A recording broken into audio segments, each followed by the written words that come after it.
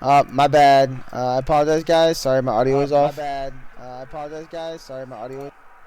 That's so funny. Good way to start the stream. Good way to start the stream. You will never know what I said, and it was. I guess it wasn't important. So, anyways, welcome everybody to the stream. We have as I said before, insane Banana Posse versus Team Scorch today. I just got back from. I was telling the guys I got back from downtown Chicago. I was at the Children's Hospital with my family. Or not hospital. I'm sorry, museum. I don't know why I said hospital. Disregard me. Children's Museum. I'm tired. I had a long day. Yeah, we were hanging out and stuff. So.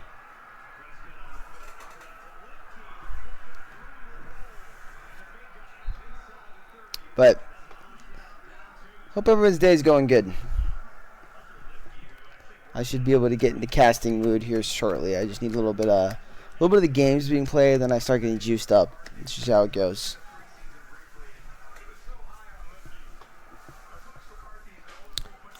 But so far, looking at these drafts, I'm liking both of them. You get a very heavy poke comp, like a poke siege comp from Insane Banana Posse here, with really nice artillery. And then on the side of Scorch here, it's really looking kind of beefy.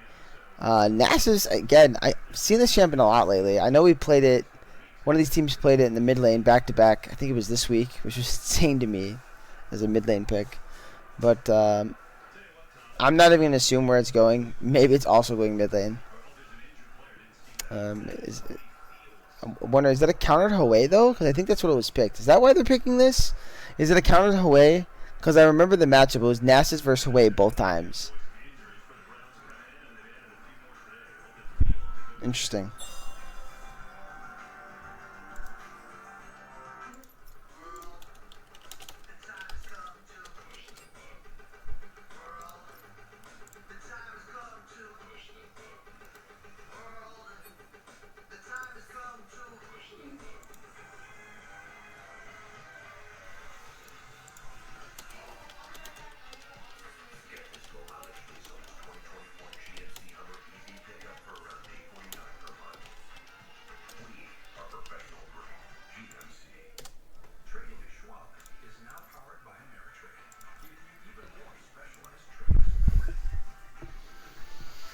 Alright.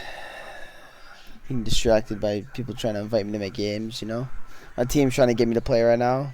Come for some practice.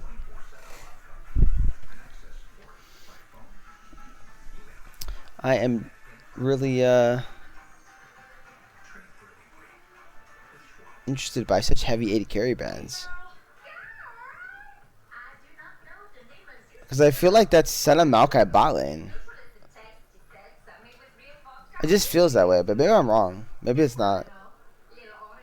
It's not. No, because Calico doesn't really play the Maokai. Never mind. Disregard me. I mean, she could have been practicing it, but no, it's Jin. Okay. I was like, maybe they do. Senna just feels like Senna Maokai is okay. It would have been interesting, but. Nah, it's Jin. Jin AD carry. Yeah, see, I don't understand why that is a thing, though. Is that like the counter into Hwei? Are they playing that like in LCK or LPL or something right now? Like, what's going on? What am I missing?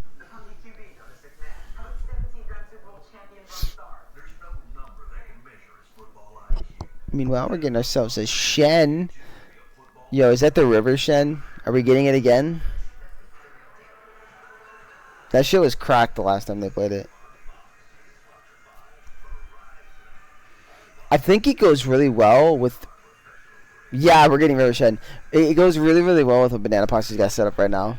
Like, really good protection. And the Urgot, I think it's just for let me be on the island. That's what that pick feels like. Let me just solo kill things. I dare you guys to pull out the KO. Play the KO. I just love to see some random ass shit like that.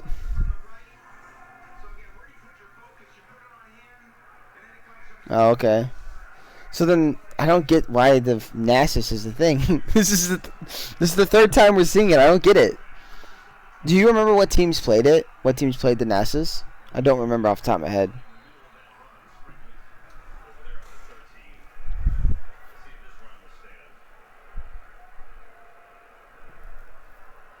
Okay, so we got ourselves the Gwen then. That was the last pick. These are two good comps. Well, I got booted out of the. Hold on. Where they at?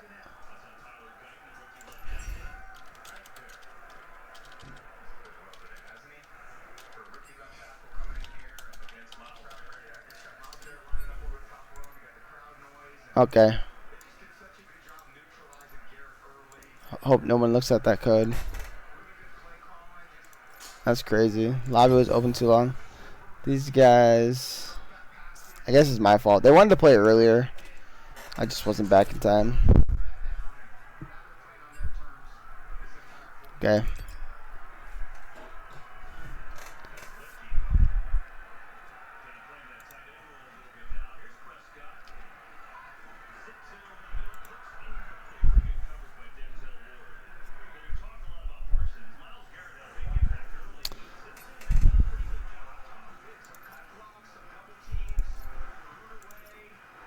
Is it? I don't remember you playing that. Okay. This would be. I don't remember you playing that, but fair enough. It's been a long time. Just cut me some slack. I'm so used to you playing more of the like. I don't want to say enchanters because you don't really just play enchanters, but like let's go with like mage supports, even though that's not really what it is because Zillion is more of a mage support than an enchanter, but I know you do play some enchanters as well. I just don't remember the Maokai. I swear.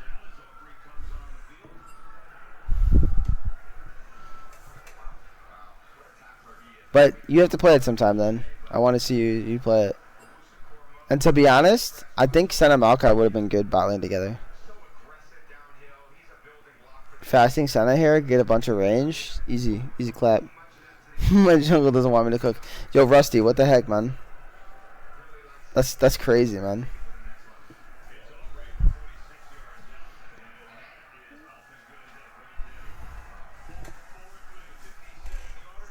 Anybody watching some NFL games today? Just curious on this NFL Sunday.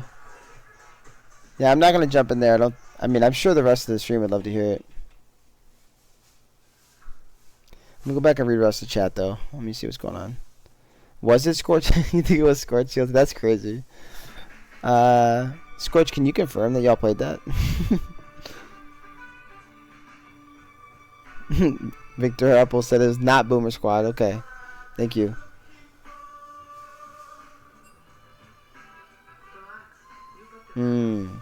Did not know that it was cooked. Good information though. What is going on? Who broke it?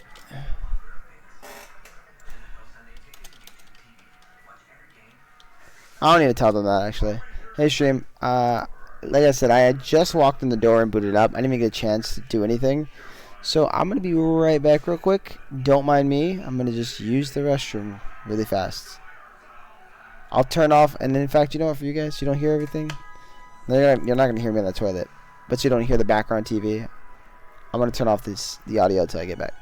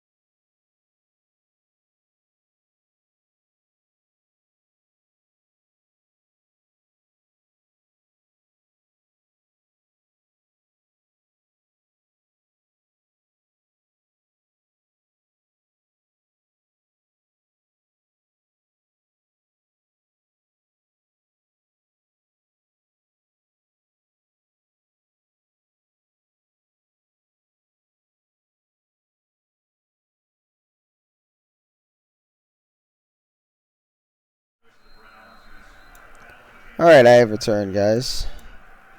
I am back. Feel better. Damn, they could have R'd the whole time. I just had to use the restroom.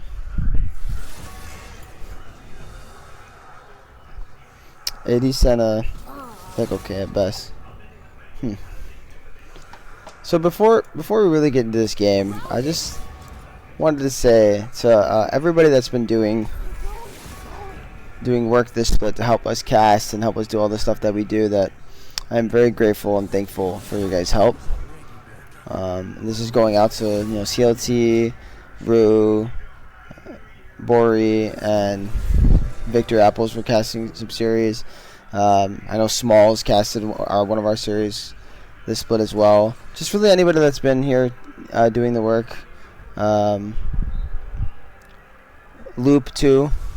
Loop has also done some for us, and is why these overlays exist. So I just really want to thank everybody for all their hard work, as we are already halfway through the split, or at least regular season. And I'm feeling a little just thankful to everybody today, especially my mom and my dad too. I want to say thank you to them and my wife. They do a lot to keep me inspired in doing this stuff, because they support me so much and want to see me continue to grow this. So I'm going to keep doing this stuff for you guys and keep doing the show, and next split we're going to hopefully make it bigger and better, and I'm just really excited. So thank you to everybody. And now we can get ready for some League of Legends and have some fun, and hopefully some good series today.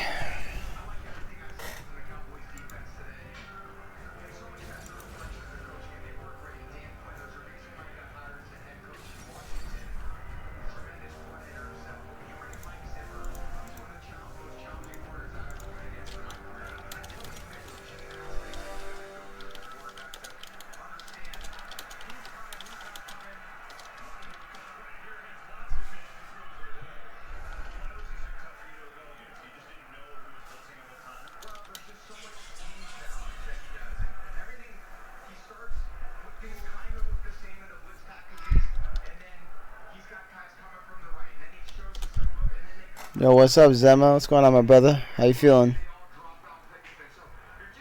Yes, thank you, Pens. Yes, he did come and cast with CLT this weekend. So there's a lot of people that have done a lot of work, and that's why I want to thank everybody.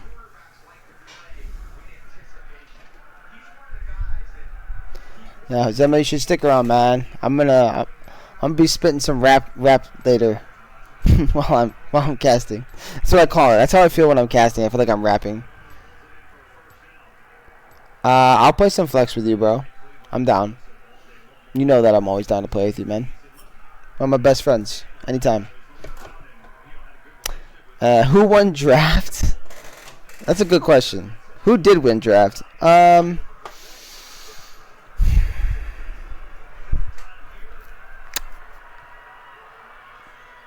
I don't know if anyone particularly won it. I think top lane.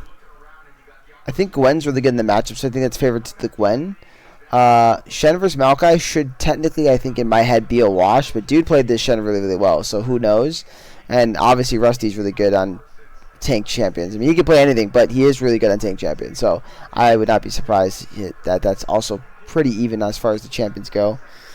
Now, mid lane, I don't know, but apparently Nasus is the counter. So if Nasus is the counter, then that's a point for Scorch. And then bot lane, I feel so early that should be Ashe Seraphine flavored, right? No, maybe not. I don't know. I feel like at 6 though they're stronger regardless because there's so much CC. Wouldn't be surprised if Jhin takes cleanse here.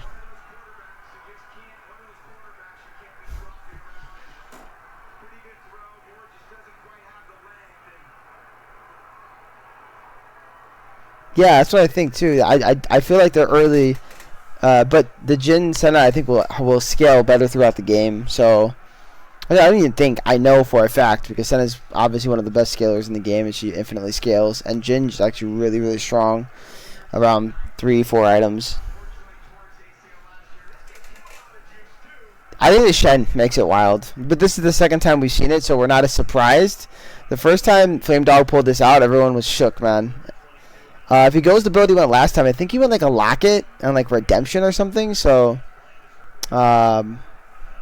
he's going to be a pretty squishy Shen early on. He'll get tankier as I think the game goes on. But he plays for the team.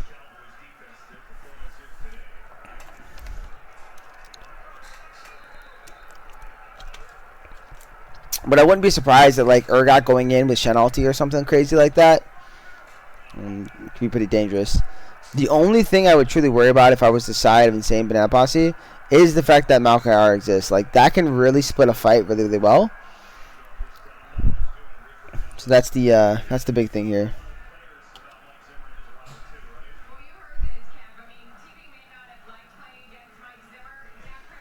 Alright, give it a second, guys. I'm sorry, but I can't show the loading screen. I haven't figured out why it's messing up. So that's why you'll have a black screen for a second until I load in. It's a really weird issue, and I've tried everything, but I just can't figure it out. If somebody else can, you can tell me what I'm doing wrong. Yeah. Oh my. Wait, it's working now. What? What?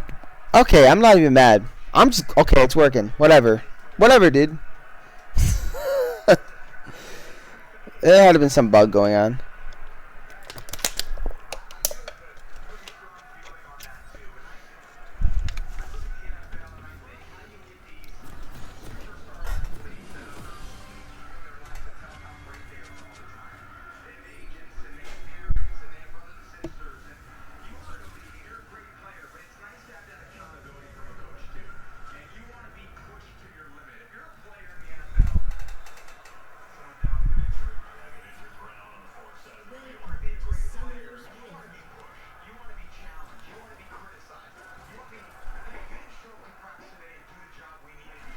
Oh my god, what is this? What is this shenanigans here? I don't even want to zoom out. I want nothing to get messed up. I'm in the middle of the...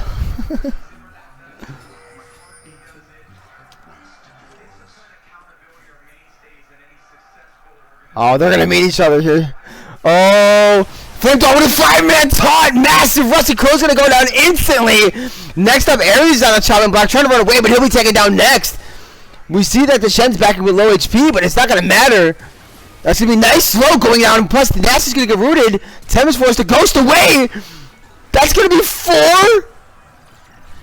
kills to start the game. Oh my goodness. Alright, we're trying to zoom out now. I was trying, but I couldn't get it to go at the time. Yo, why isn't it working? This happened to me last time. Bruh, come on. Hello?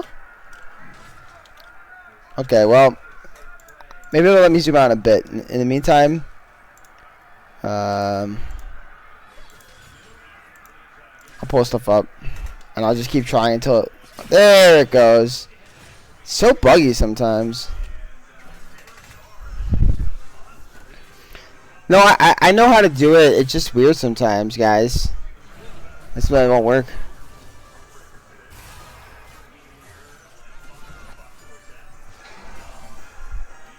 Mike is speaking. Give me a second. I'll go a little lower for you guys. How is that? Is that better? Hello, hello, hello, hello.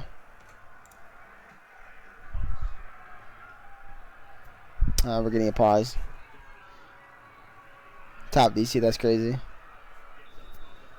My mouse died. That's viral, man.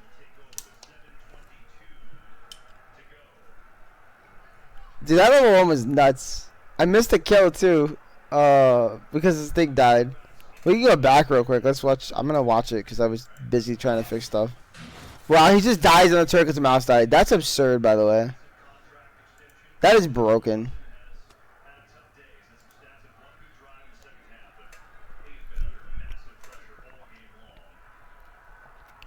What are these guys talking about in chat?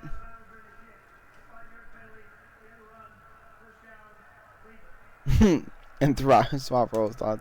That's crazy. Chrono break.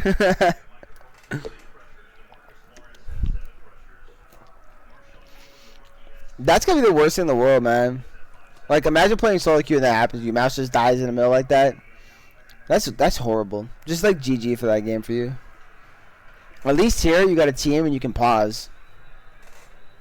It just sucks that it happened for him when he was in a turret, and you can't blame the Gwen, right? Like, Ares doesn't know that dude's stuff is dead, so.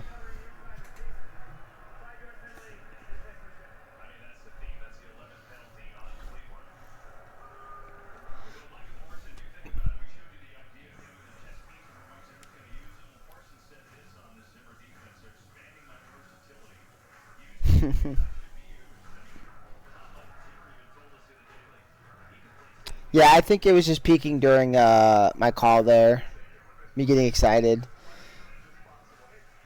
I had adjusted it because I went to the bathroom, turned it off, came back and readjusted it.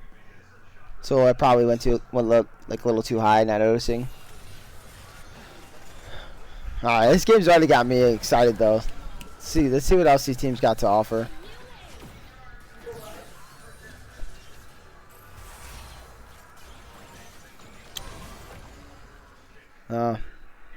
Now we're gonna be delayed because of the pause.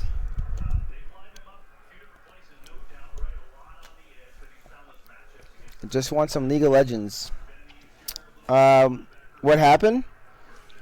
So we had a level 1 fight, big 5-man taunt by the Shen that resulted in 4 kills for the side of Insane Banana Posse.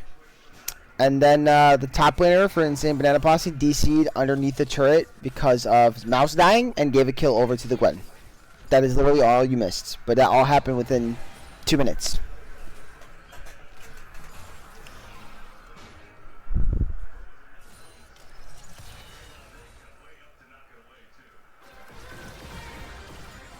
And, you know, I'd like to point out, there was a kill given over to every single one of these carry champions. I mean, Seraphine, not a true carry, but she's still going to do damage. Meanwhile, actually, Calico's going low. A couple models would have done it, but the heal comes. Oh! Threshold Day gets the kill there. I didn't think they had enough damage. Oh. That's rough.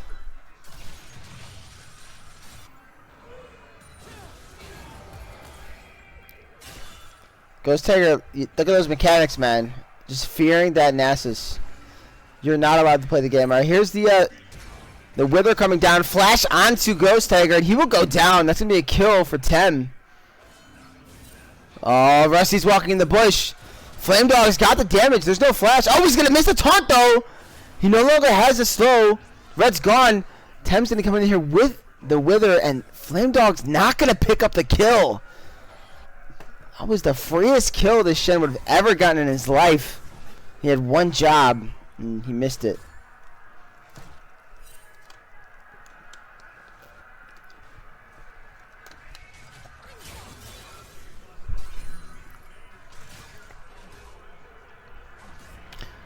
So, about 5 minutes in, though, we got ourselves a 1K gold lead for the side of Insane Banana Posse.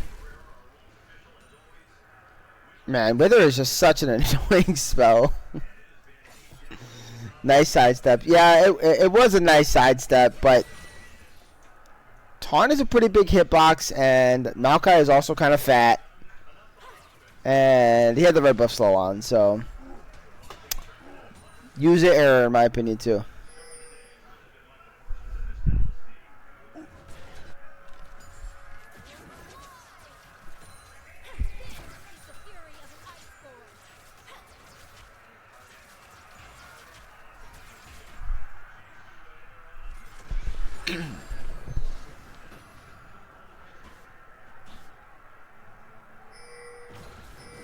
Alright, they're going to turn onto this Drake pretty early. Same Banana Posse. Scorch does have vision, though, so they do know that they're doing it. This would be good information for this Maokai if he wants to decide to turn onto these grubs here in about 20 seconds. The Gwen also does have the push, and they are moving that direction. Tem not able to get the plate just quite yet. Could have probably auto one more time and got it if we played there.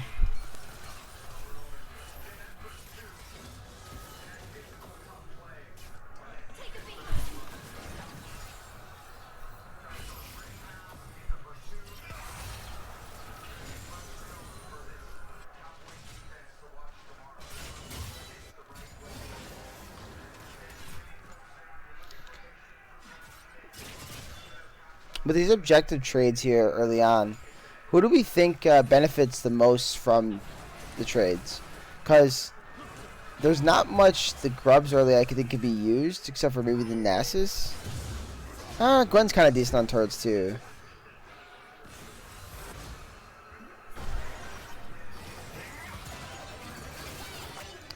Ares is looking to do some damage to this Urgot. Rusty, what are you doing over there, buddy? That's not a place to be. Alright, the taunt will land this time, and that will be a kill given over to Ghost Tiger. He avenged his missed taunt in the mid lane.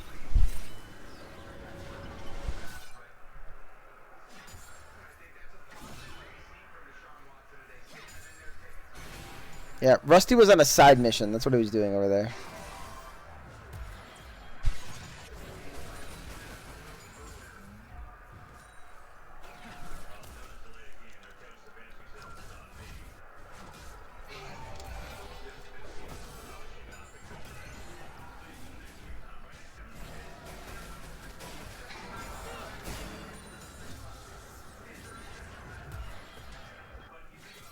And Ghost Tiger is really, really low in the mid lane, so he should have to reset.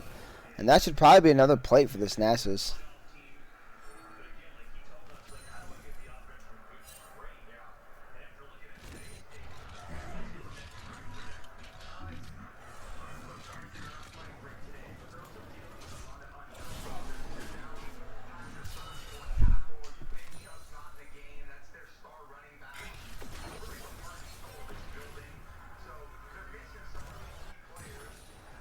Yep, another plate for this Nasus. He's farming very well, too.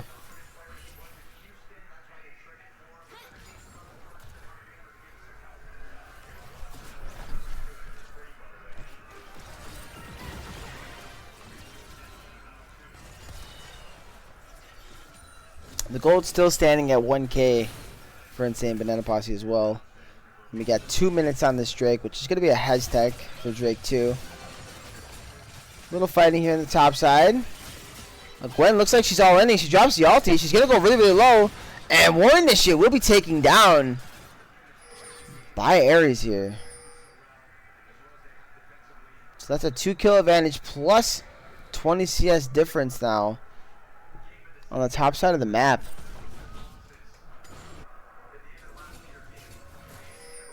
Now, again, there is a bit of a caveat. He did DC, but regardless, happens as it happens. Meanwhile, the mid lane, they're going to turn on the Ghost Tiger. Shen is going to come down. They do have a lot of damage. The root will also land onto the Shen. They will take down Ghost Tiger. That'll be a kill for Rusty. Now they're going to turn on the Flame Dog. Nice root going to come on the Flame Dog, but he will flash out. He should be safe.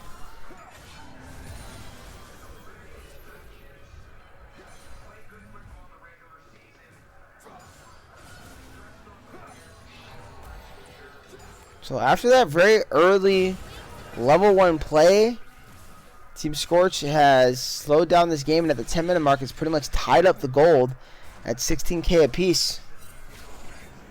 Oh, now Rusty's going to find Nishid in the river. He's going to have no way to get out of here. He should just go down. No, Threshold Day looks like he's going to save the play. Big shields. They're going to turn back on Nishid. The patience by Ares to wait out the shield there. Now Threshold Day is in a pretty bad spot. They're going to take the Blast Cone. Is there another W up there? Oh my goodness, going to get chopped down so fast. Another kill for Rusty.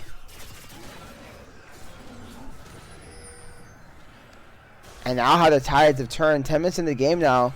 And we're looking at a 1.5K gold lead for the Simon Scorch.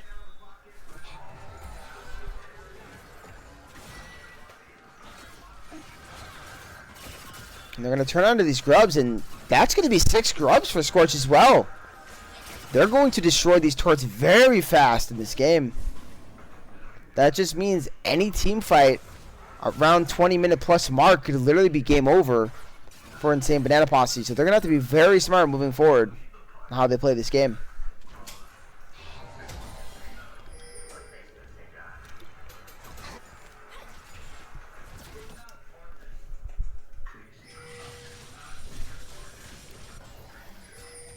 And that top lead now is a 30 CS difference.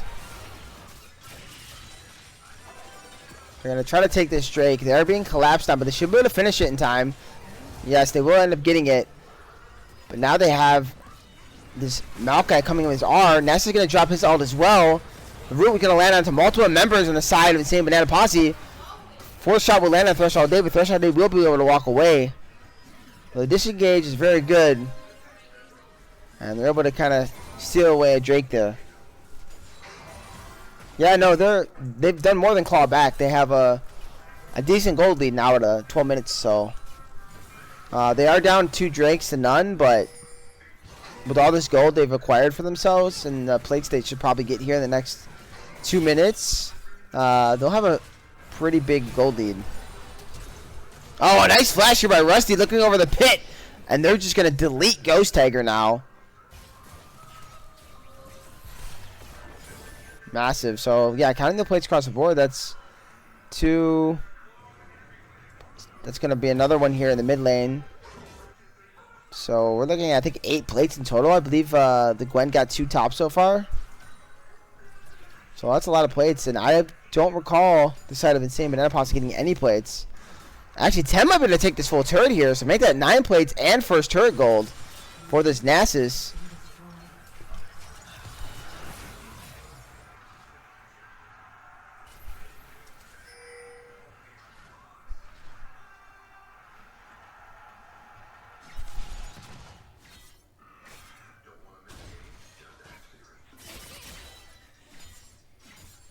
And Warnish just got to be careful here. Oh my goodness, the Gwen. Just a couple little snips and she's got no HP left. And this looks like to be another dive here. Here comes down the Maokai R. Ghost Tiger is here to defend, so they are going to back off. Astro nearly lands. Oh wait, never mind, that wouldn't have mattered. That would have been wrong team.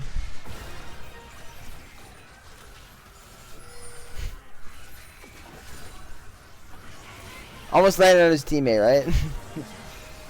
If only Ash Arrow, if it hits your teammate, it heals them or something.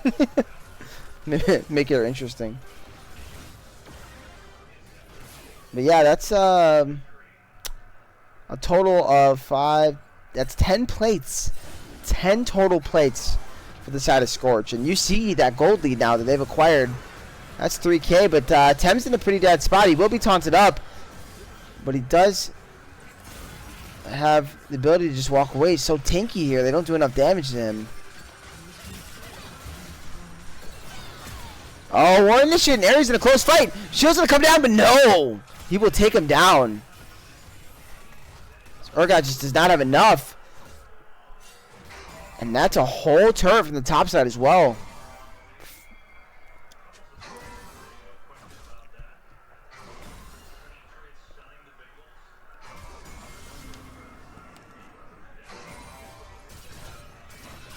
So now we're seeing the side of Scorch turning on to this Rift Herald.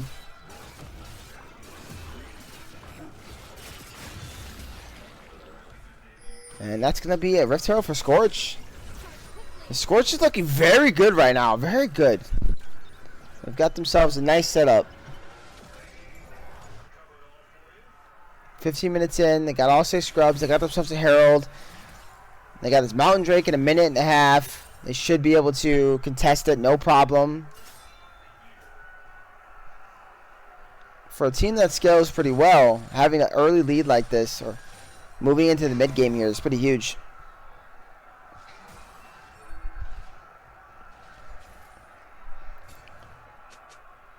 But this is where it gets scary for Insane Banana Posse, as we talked early on in this game. With those 6 scrubs, a team fight at this Drake, if they lose it, that could be multiple turrets being cracked very fast. Could be like multiple tier 2s, and all of a sudden you don't basically have a base left, and you're moving in the Baron. So be very careful if they decide to fight this.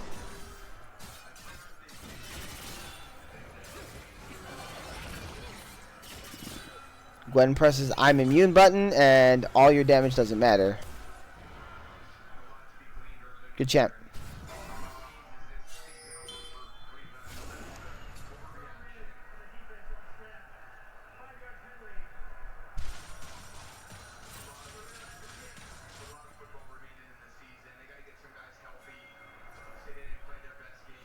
Alright, so the Drake has spawned. They do have vision, so they know that they're starting it up.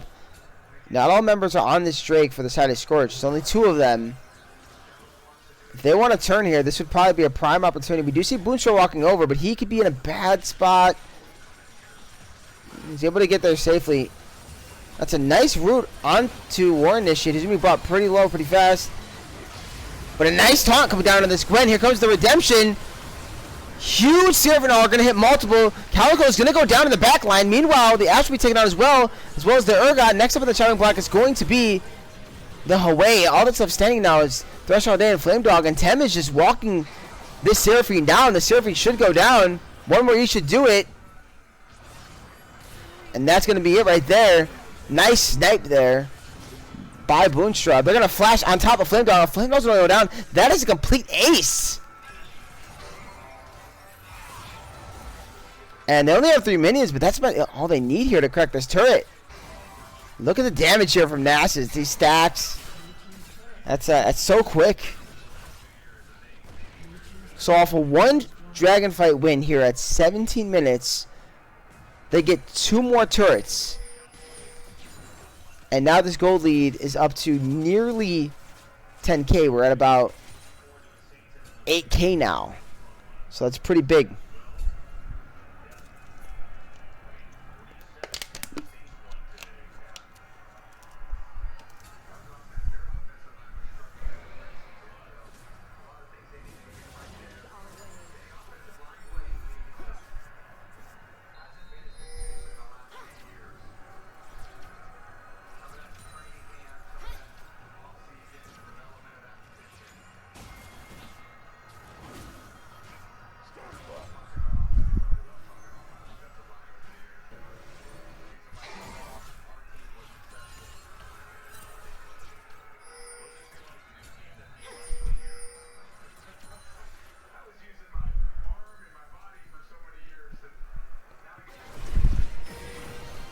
Oh, they're going to find Butcha.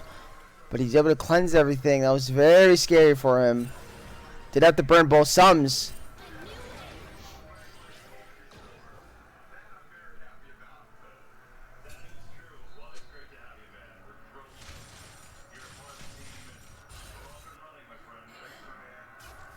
And that's the scary thing about Insane Banana Posse's team comp here. They have a lot of CC, so they have a high pick potential with this Ash Arrow on top of this Seraphinar. They land all that, maybe a little snipe there from the Urgot, and that's a free kill. They don't even have to play that close to get their damage down as well.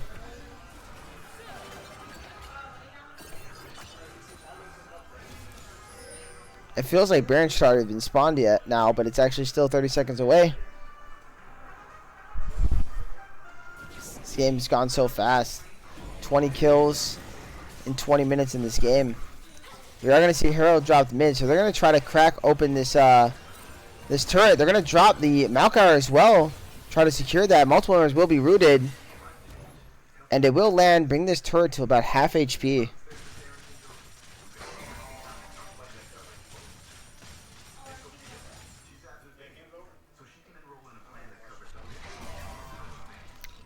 We should take a look at these jungle items here. I'd like to point out here. So we have a locket for the Maokai and redemption for the Shen.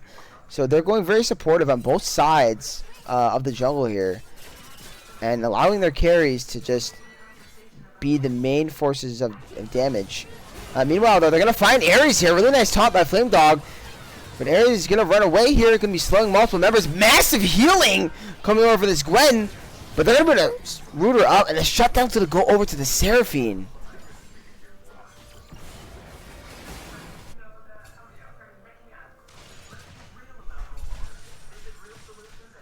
That was a very nice kill, but now this Seraphine ends up getting the kill over this Hawaii where you really need the damage at. So I think if you're Ares here, you're saying worth at the moment.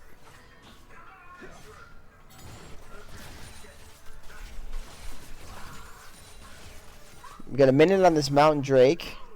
Maybe the second one of the game. Oh, nice little flip there by the Urgot. Get the Nasus center turret for a little bit of damage, but Nasus should be fine. Able to heal this up on the wave. Now we're down to 30 seconds on this Drake spawn. Should be the next big fight, and if that fight goes the same way it did for the side of Scorch, they might not even need this Baron, because that mid turret's at half HP already. We're seeing the Nasus reset. He does have TP, so he should be able to make it to this fight no problem. He backed and he got himself his Frozen Heart. He's going to be pretty big. Sitting on 3 items on this Nasus. So 200 farm at 22 minutes is insane. Very, very goal efficient on the champion here is Tem. Boon's just being zoned. He's away from the team. They're not going to decide to pull the trigger as they're not sure about the cleanse timer. Astro's going to come down. It will land on a Boonstra. He doesn't have cleanse, but they don't seem to know that. They're going to drop the Malkar. And Nasus is going to turn onto War Initiate. The idea was to zone off the Urgot from the rest of the team. He should go down very quickly, and he will be taken down by Boonstra for his second kill of the game. And now this should not be much of a contest. Oh, Tem is behind them along with Ares. Nice taunt going to come down into Ares. Here's the redemption being dropped, but the Shen is not very tanky. Nice Maokai root on top of Crackler. Crackler being brought low, forced to flash away. Nice Q flash by Rusty. The Shen is going to come down. They will take down the Seraphine in the front. Be able to save their AD carry. But they're going to lose the Drake.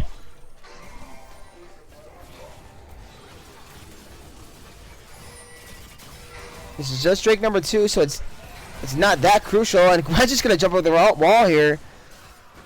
Start putting damage, and it goes. Forcing goes fast. Really, really nice dash there by Ares to dodge the taunt, but he will be feared up. Oh, and he's going to take down Shen. He's got barely any HP, and the Krugs will finish the kill for the Hwei.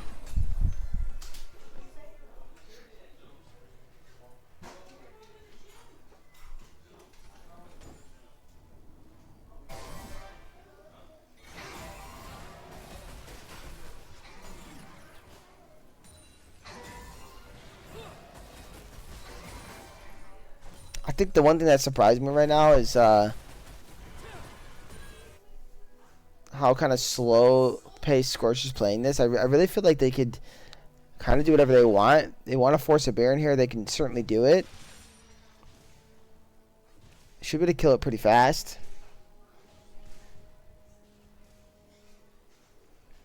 Now they are moving in that direction, but we see Insane Banana Posse do have the first move, so they're going to get their wards down. So it'll be a little risky for the side of Scorch to walk in if these tanks aren't with everybody. So really, really good vision control by them.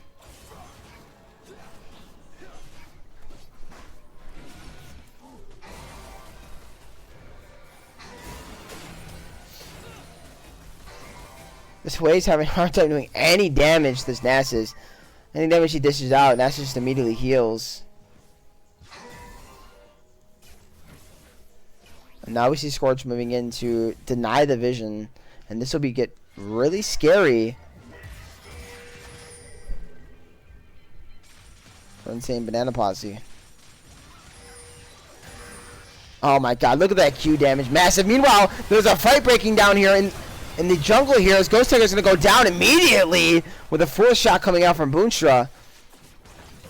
Cracker looking to turn. They're going to drop the Seraphine ulti, but it's not going to land. And that's a big ult here for this Baron attempt that Scorch is going to start up. The decision is they're going to push mid, try to acquire some bounty gold.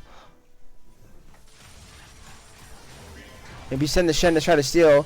Really, really nice flip there by Initiative, but it's not going to matter. Tem is just going to slap him under the turret. Flame Dog did get in the pit. The turret's going down low, and it's going to be taken by Rusty Crow. Very good smite. And now Nasus, he's got everything he needs to just destroy these turrets. He has buffed up minions. He has 6 grubs, and he's Nasus. Oh no, Crackler's going to be spotted out here by Ares. He's doing a lot of damage. Oh, and they're going to take down Crackler so quick. Never had a chance. Threshold Days next up on the chopping block. Flash it by Boonstra. Should be enough, and it will be. That's a double kill for Boonstra.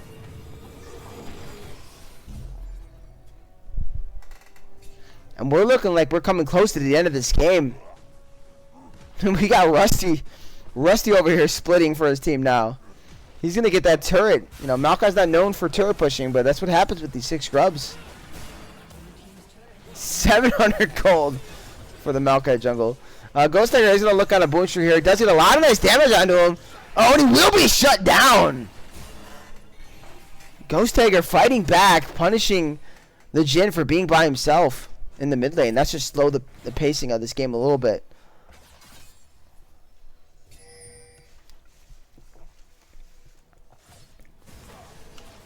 But it's a big gold lead for them to come back from. They're currently down 12k. So it's going to be pretty hard for Insane Banana Posse to do too much, even with slowing the pace of this game. I haven't opened this up, but let's just take a peek at the gold across individually players. And you can see pretty much every role, with the exception of support, there is a gold lead for Team Scorch, with everybody on their team pretty much being over 11k at this point. And not a single member of the side of Insane Banana Posse has yet to reach 11k. The Hawei is the only one in the double digits at 10k.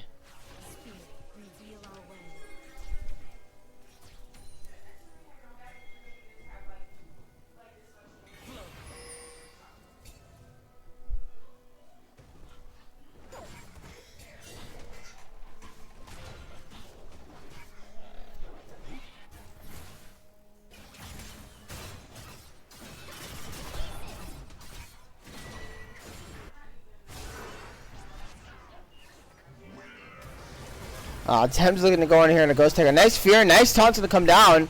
Will be able to take down this Nasty. He's getting pretty low. Warnish is in there. What a big shield. Senate Shield is going to come down. He's still healing. They do have the ult on him. They will be able to pick him up. Initially, we'll get a 9 goal shutdown. But meanwhile, in the mid lane, they're turning on the Threshold Day. He will be immediately taken down. Ares is popping the Ghost. He's going to get a slow on a Crackler. Crackler trying to turn and fight, but he's just immediately bursted by the Gwen here. And now Gwen's going to have time on this turn. She will take this very, very fast. It does go down. Oh, and a nice flash turn by Flame Dog. But unfortunately, Ares does click the immune button once again. And he's going to take Flame Dog down so quick. Now all that's left is Ghost Tiger. Ares going to walk away, though. Oh, nice flash in. That's going to be a fear. And that will be a 500 gold shutdown for this way.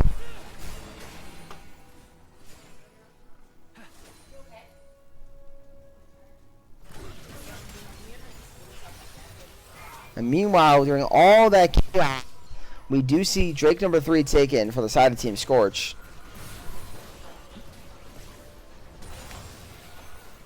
So if they decide to do it, it will be a pretty late soul. That'd be a 34-minute mountain soul they could acquire if this game decides to go past the 34-minute mark. But before that, we do have a Baron here in about 2 minutes.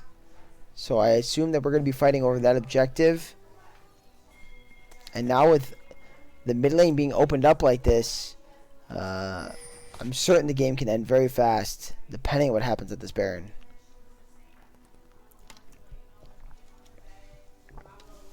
But we are moving here into late game, and this is where that Senna and Jhin are really going to become very, very hard to deal with, if they weren't already. Well, while we're waiting, we can check out how these teams are doing. I don't know where the how many stacks does he have?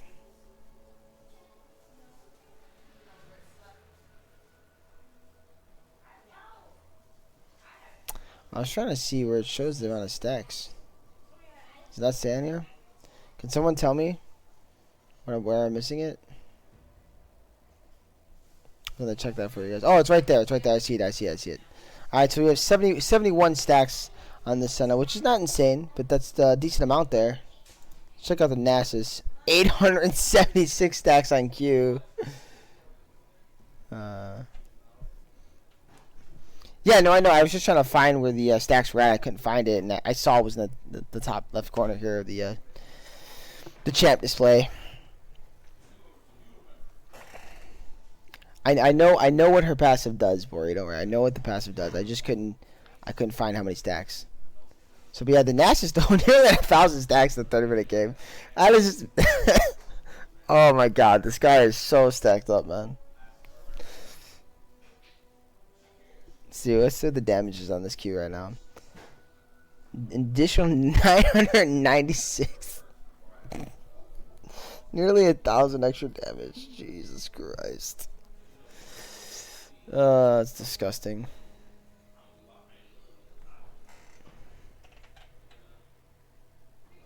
Oh, I see what you're saying. You meant to list it like above. Okay. Yeah, I'll keep that in mind in the future because I know it does the same. It should be the same way for Smolder as well, I believe. So I thought you could see it on this too, like on the individual ability, but it actually doesn't say, which is kind of weird. It says the damage, obviously the damage, but it doesn't say it in the buff section.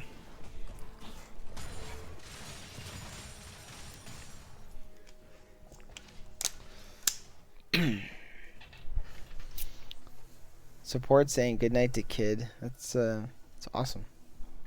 Good night, young kid. Go get rest. Sleep well.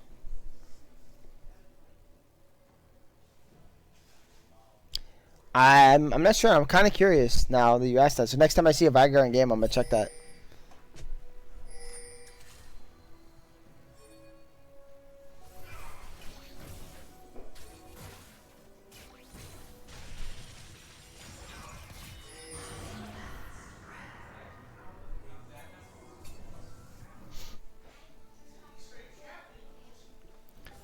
Alright, so Baron in a minute here.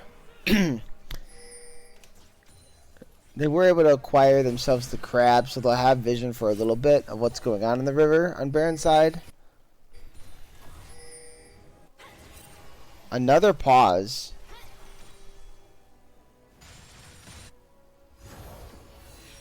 Wait, what's going on? No? Oh, I'm getting grief by the game. What in the world? Alright, I'm sorry. We're seeing a fight here break out. Something just happened. I thought I paused it, and I was being shown a pause screen. It was so strange. Nasa's gonna take this turret too. Oh my goodness.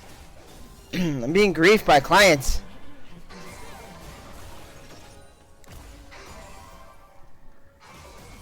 So there was really a really nice pickup there for the side of Insane Banana Posse, but unfortunately Tem is just ripping these inhibitors apart. He's in the base doing whatever he wants, and now Boonstra is just chasing them down. Crackler's running away.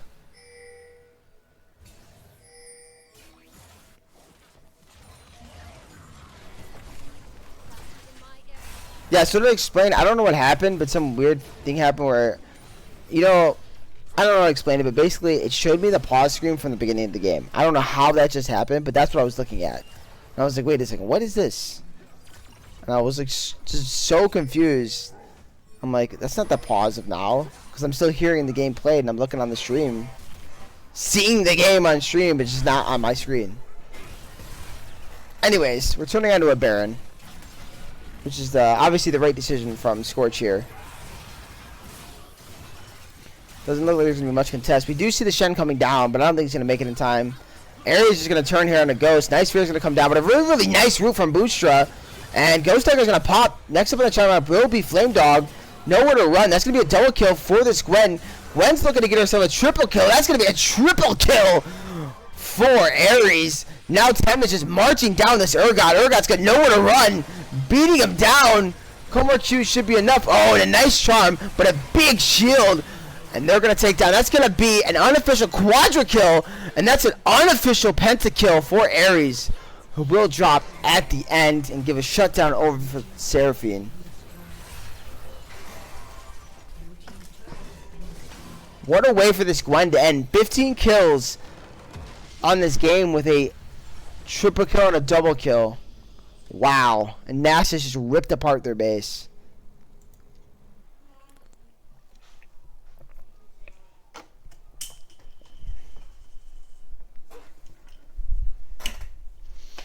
All right. Well, we got a second before I get invited to the next game. Let's just take a peek at the damage chart, shall we?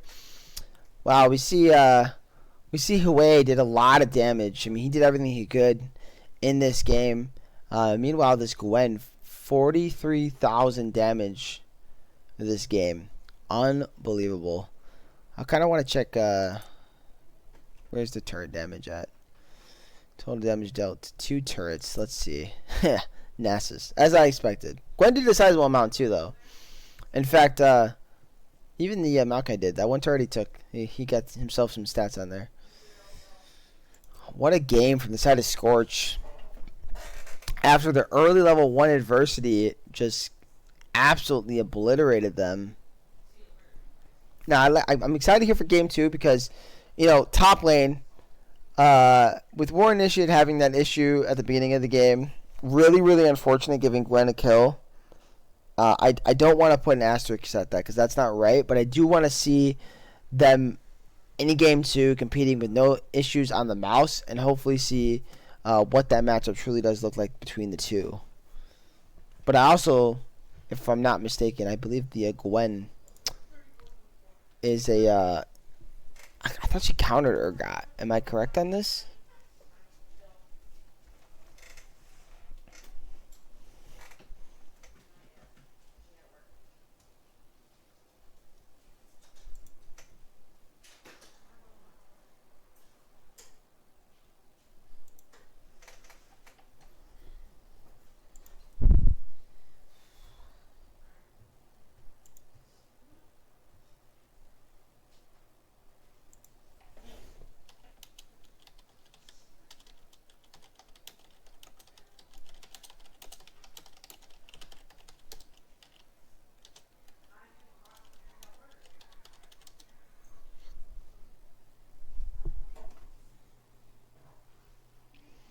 Yeah, I think I just wanted to play it out. I do appreciate that you guys offered though, and I did see that as well. But I think they were just wanting to play. I know some of them got to get up for the morning for work. That's why they wanted to start earlier. Um, so it's okay. I think they trust in their ability as well to play the game out too. So I respect it across the board. And you guys were able to get a lead though, and after that early shenanigans, and take off with it. But I'm still excited to see what this matchup looks like top lane. Both these top laners are very good, so um, I'm excited to see it without any issues, no weird stuff going on, what it's going to look like.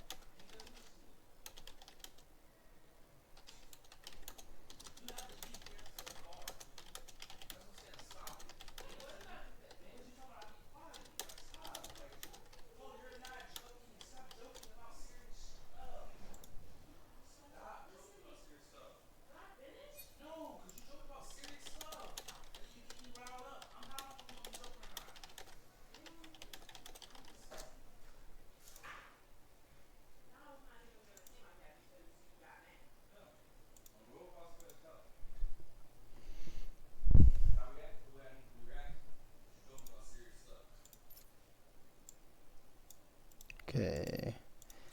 I am getting into what's going to be game 2 here. Well, my voice is feeling a little tired today. Alright, we made it, guys. We did it. We're here. Ready for game 2.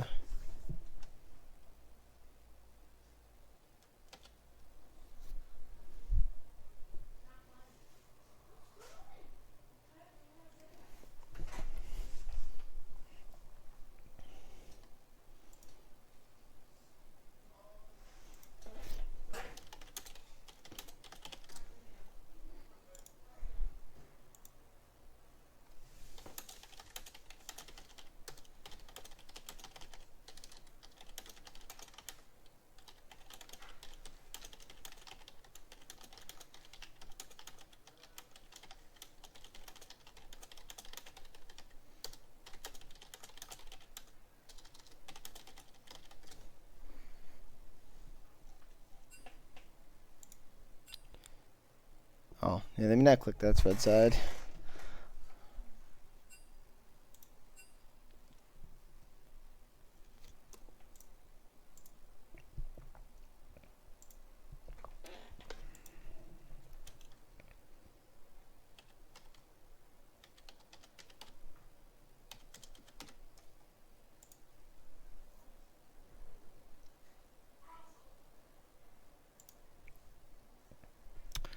Alright. Let's get ourselves in the spectator.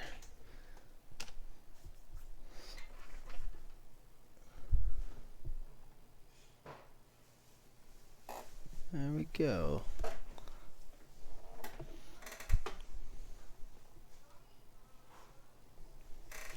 So what do we want to see on the changes here in game 2 for Insane Banana Posse? What do we think the issue was? As I'm kind of showing you guys this draft as well.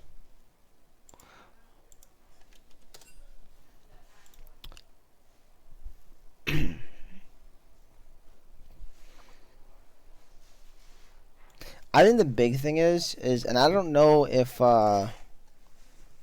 Tem's gonna play Nasus every single time. It seems like that's his pick into the Hawaii, but I feel like that could be a ban if Insane Banana Posse want to run the Hawaii again. I don't think Ghost Tiger is gonna get this Talia. He's done so well in the pick already this split, and people finally are starting to catch on to this guy. I think they're gonna ban it here again on the side of Scorch. So he's probably not going to get that. And so if he wants to default to the way again, I do think the Nasus has got to go. I think that's the big ban here. The Gwen was a problem, but we also know what happened in the early game. And again, I think the matchup was already favored for the Gwen. So I think it's more of a counter pick more than anything. So maybe Warren Nishi can pull something else out. But if they do and are worried about certain counter picks, the Gwen is not a bad ban here either. But yeah, I think it just depends on how they want to go along with this draft here. They did elect to go to blue side, which they were the first series, so that's an interesting decision as well. Maybe they're planning on drafting something like a high priority. Maybe they want to take the Maokai this time for Flame Dog in the jungle. That could be a possibility why they're doing this and ban the Momo again.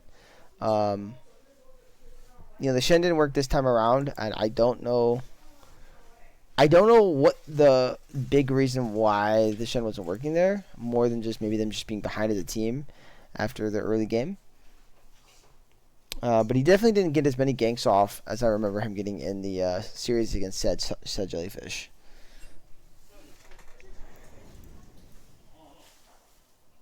Doing a new draft? I think they did a new draft. I'm not sure what is going on here. Alright, I'm just gonna check to see which ones. Yeah, sure. I don't know which one it is. Is it the same? It was the same. Okay. He just sent the same link again. Okay. I thought something else happened. 2 of the same draft. Alright, so we're sticking to Ziggs ban and Talia. I'm not surprised. No switch up there.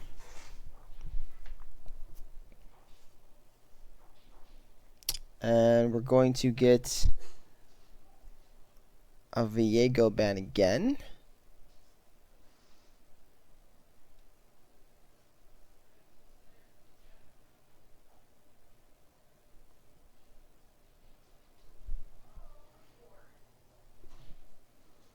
And the Gwen. So it does look like they don't want to see that counter pick. Because I'm going to assume it's just straight up a counter pick into that. And the Nessus. So they're basically taking exactly what I said in draft, guys, about what this draft should look like this time around. They were listening to me, and they apparently took my coaching or something, which I'm not a coach here. I don't know everything about this draft, so I hope that's not what actually happened. Those two champions, absolutely. Those solo lanes were absolutely monsters in that game one. So those are very good bans here. And I like seeing teams actually take initiative and not just salty run back and switch it up. They do prioritize the Hui once again, though, on first pick. So clearly that is something that Ghost Tiger must play pretty often. I do recall him playing it prior to this series. It is still a pretty decent pick. But that means they lift over the Amumu. So the Amumu is going to be taken for Rusty here, who loves his Amumu. And then the counter pick for Tem is going to be Ari. Now, I don't know if that's an actual counter, but that's what he picked as his counter pick here.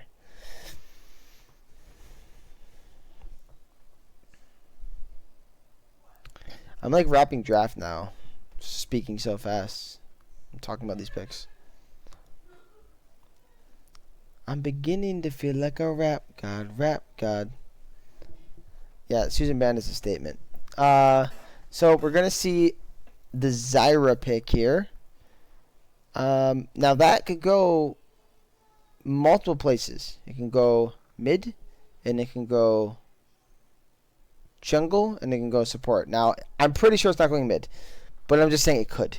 Obviously, we're probably leaning towards going to be either jungle or support as the flex, and then we're going to see the Poppy. I'm trying to recall, does Flame Dog play the Poppy? And I can't remember. But I think Initiate does. So this could be a flex pick for the side of Insane Banana Posse, where it can go jungle or top. It's not horrible into a Mumu. It doesn't cancel out the Bandage Toss stun, but it does stop the Mumu from getting into the team. So with her W. Meanwhile, Scorch will lock in the Jinx. Okay, we were looking at either Jinx or MF. So they're not going to allow a lot of bans on Boonshow this time around, and they're going to give him a very comfort pick. I know he's very good at this Jinx.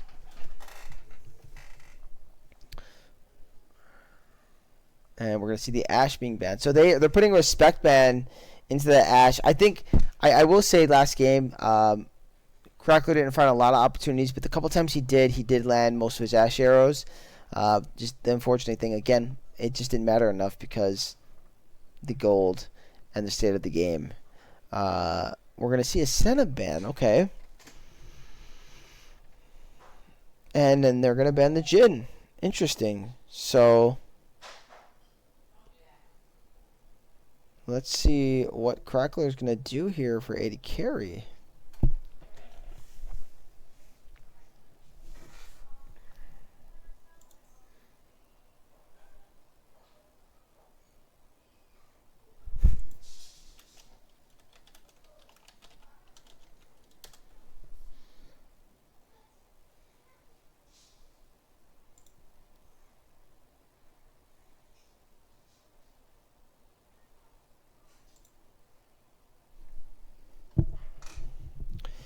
Alright, so the Zillion got banned out for Calico, not getting the dust game, but looks like she's gonna go for the Sona. Okay.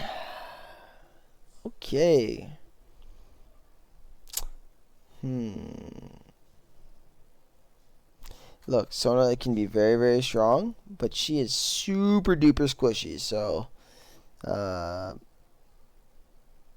that's a very, very, very, very positioning heavy support right there.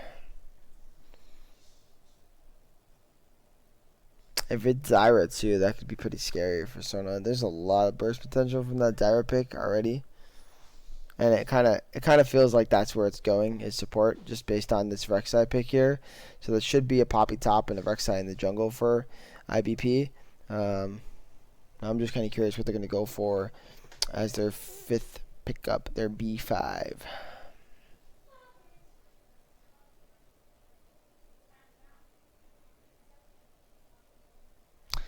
It's gonna be a Tristana? Is it official? Yeah, it is. Okay, Tristana, Zyra bot. That's a lot of damage. Like, a lot of damage early game. So, I just talked about this Sona. Like, Sona's rooted once. She's pretty much dead. So this game is going to be interesting. It's going to be, I feel like, heavily played bot lane here. And then we're looking like a Mundo coming in. Waiting on the official lock. How do you feel about Mundo here? 1, 2. I mean, Poppy's more physical damage. It's not bad. I don't think it's bad here. I think Mundo's pretty decent here, but it's not the best pick. But I think overall it's still pretty good. And we know what Mundo can do, so we've seen it many times in the league already. He can become certainly very unstoppable.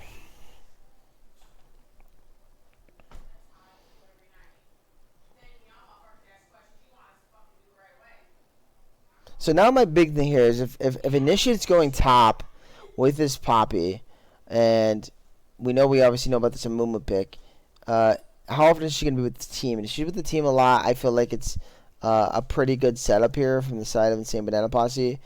If Mundo is able to keep up the side pressure and keep the Poppy with the team, it gets more difficult for the side of Insane Banana Posse to deal with this Amumu.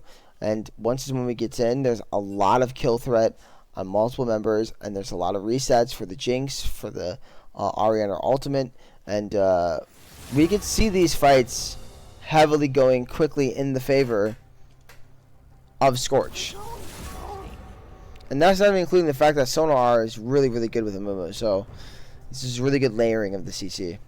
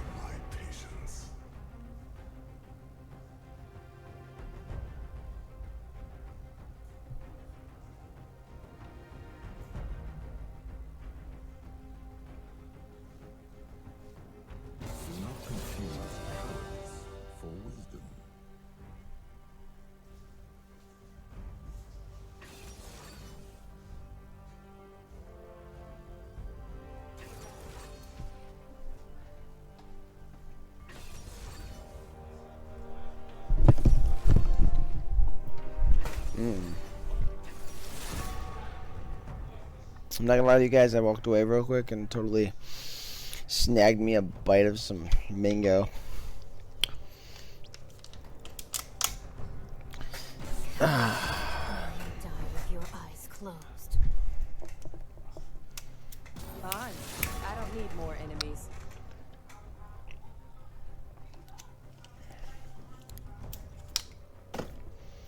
So what are we feeling, guys, on the two teams here?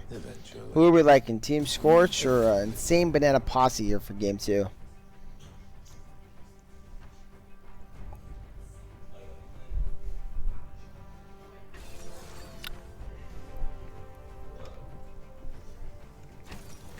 I'm thinking Team Hairwiz wins it, honestly.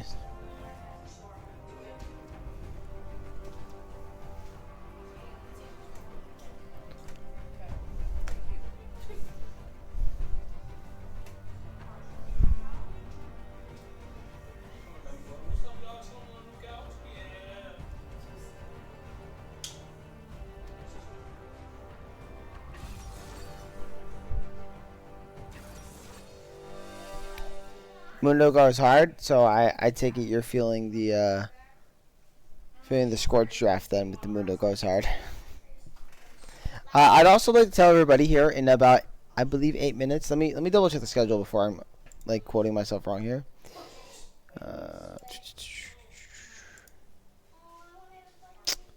Yes, in 8 minutes we will be having another match. We'll be going live on our YouTube channel. It will be Minimum Talent Esports versus Zoomers. So, unfortunately, I don't get to cast Zoomers, and I've been looking forward to like seeing these guys play. So, at least we finally get to see that. I just don't get to cast it. But our friends Bori and Victor Apple will be doing the work for us again today. So, a big shout out to them once again. They did a wonderful job with the game on Friday. I give them like a -6 out of 10. I mean, I'm just kidding. Like a solid 8 out of 10. It was really, really good.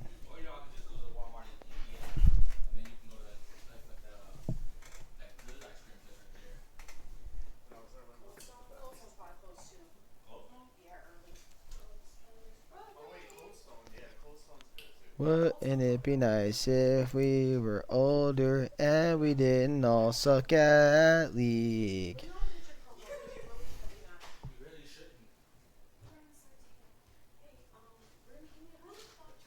Oh, yeah. He's insane? Okay, I'll keep that in mind. Hopefully I'll get to see him play live one of these days, and I'll be able to experience it for myself. Oh, he doesn't show up? Okay, never mind. He just trashed then. He doesn't show up? He's not good.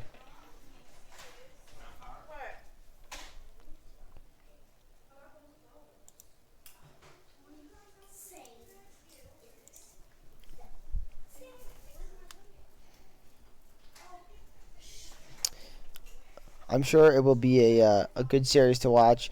I really, really like MTE. These guys are really awesome. Really hoping that they can pull one out of their hat today and get their first win of the split. I think that'd be a great story for the league here. Even if it's at the expense of Team Zoomers, who I've yet to see play. Live, that is. I've seen some stuff. Their game has... I think I've seen some stuff. I think they sent me stuff before. I gotta remember. I thought I saw them play at least somebody on their team play or something. I don't know. I can't keep track, man. I could have sworn they've been casted at least one time by somebody. But then again, I could be completely wrong. There's just too many games to keep track of.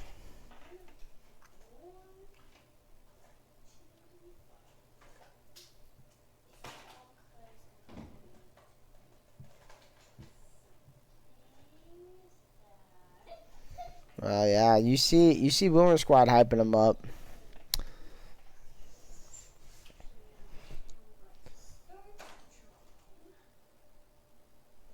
I'm kidding, Clown Down. I need HR. I am HR, buddy. Sorry to tell you. You're going to have to deal with it.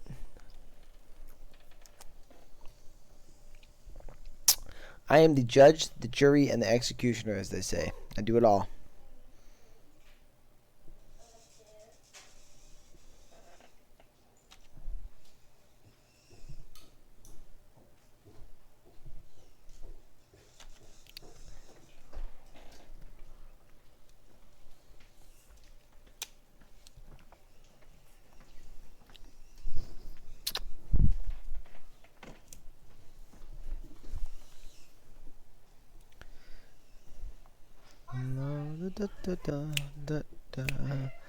I'm gonna start doing my own type of music on these streams, till I can figure out some music to throw on here that won't get copyrighted. Or waiting on games, I'll just sing you guys a song. I feel pretty, oh so pretty. I feel pretty and witty and bright. I'll just play some elevator music. See, now it's not working. You guys see this, right? Like, you see nothing. It didn't work. Now I'm gonna even wonder if it's gonna bring the game up. See, it doesn't make sense. What is going on? I'm so lost, man.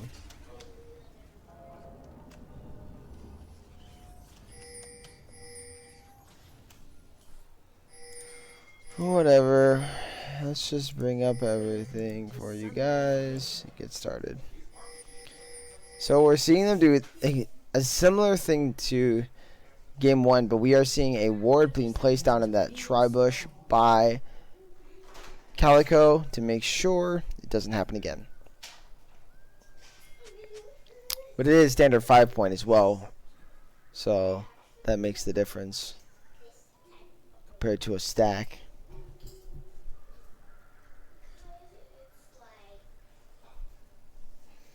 You see a really nice ward there by the Amumu on the Raptor, so they should spot Flame Dog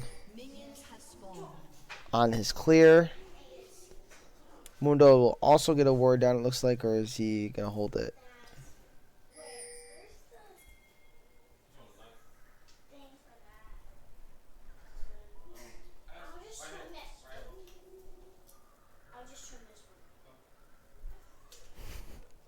He does get a ward down on the Wolves. So they should be able to fully track this Rek'Sai's clear. Really, really, really nice vision there by Scorch. And they don't even, I don't even know if they spot the Mundo. So I don't even know if they know that he warded. But we also did see a leash from the side of Insane Banana Posse for this Rek'Sai. Leashless clear for the Amumu.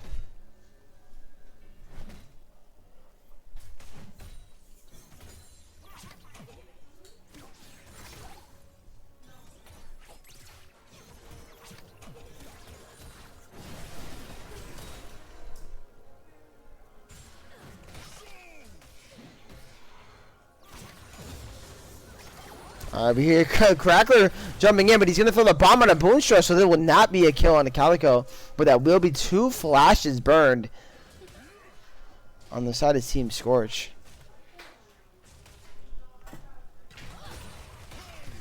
Yeah, as up to that early game there, it's like basically a kill lane between these two. So that's pretty big advantage for their bot lane. And now you can see it's really hard for Boonstra and Calico to walk up in this lane as well. No flashes. The kill threat is really, really high. Yo, can we talk about the fact that both Poppy and Mundo are playing a mini game up here?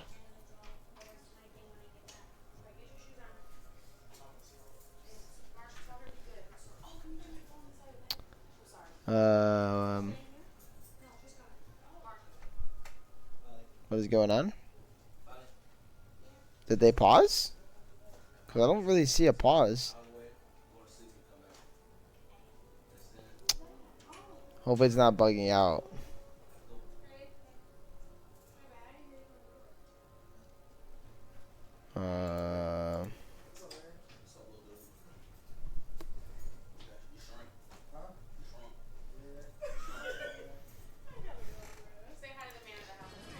I'm gonna go back a little bit. I don't know what's going on. Okay. I might have to back out and go back in. I'm really not sure what's happening.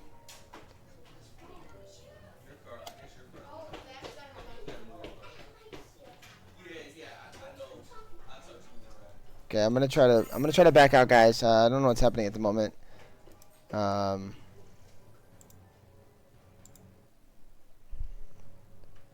Cause we're just sitting here paused. Let me see what's going on. That is super strange, and I don't recall, like, I don't see a pause screen. So I'm not sure what's going on. I apologize to everybody trying to watch. I'll try to go back in to the game. Let me find them. Here we go. Alright, hopefully this solves the issue. That's very strange.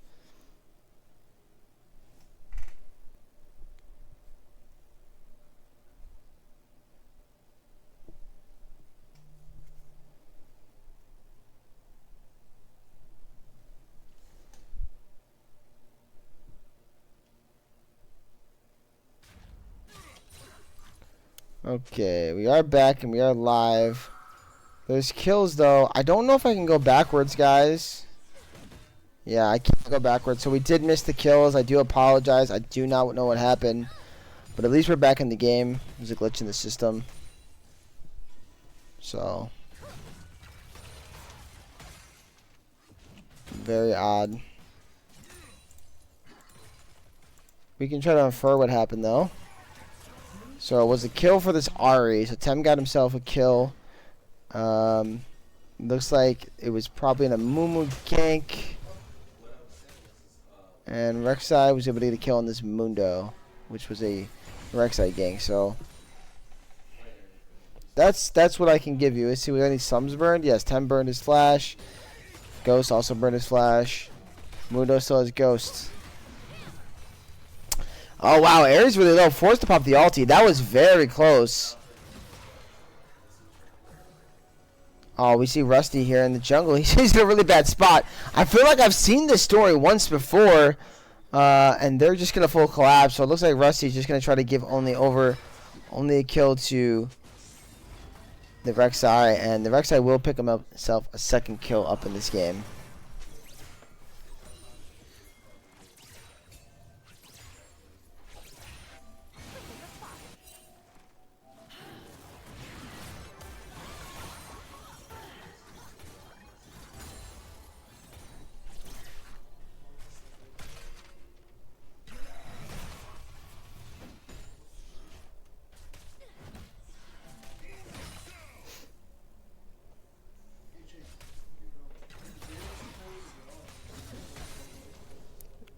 That should be.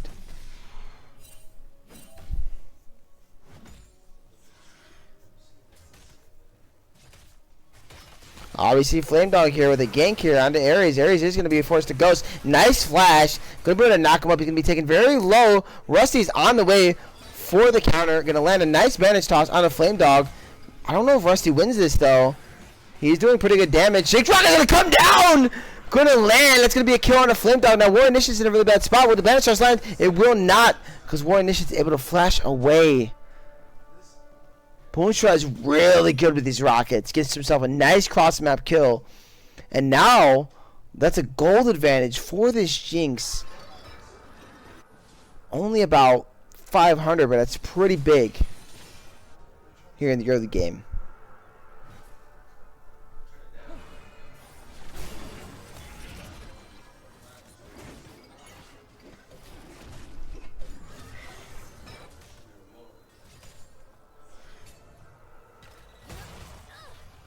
Alright, we do see these level 6s coming out for these junglers, as well as pretty much everybody across the board. Only Sona is behind, no level 6, so we should see some nice fun plays. And yeah, listen, War Initiate, you've been staying here for too long, buddy.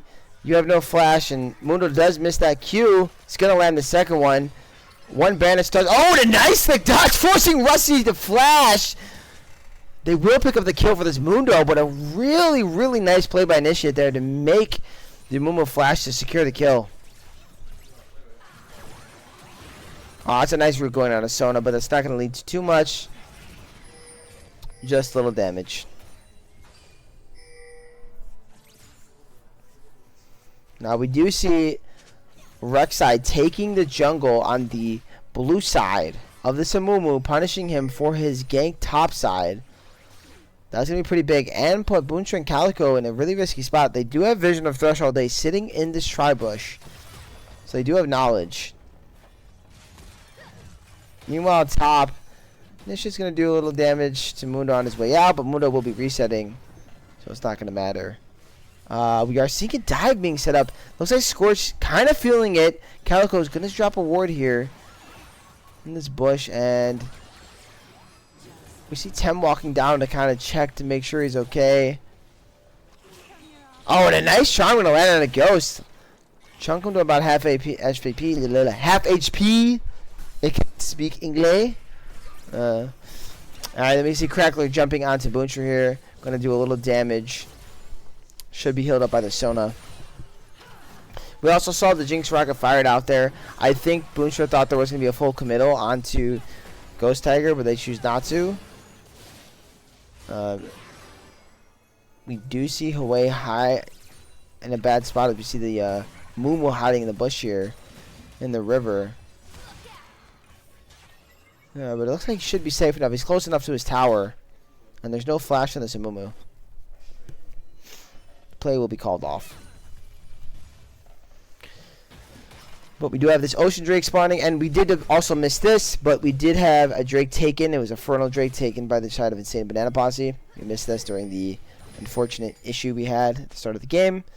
So we're going to have ourselves an Ocean Soul. Nice Fear going to land onto Tem.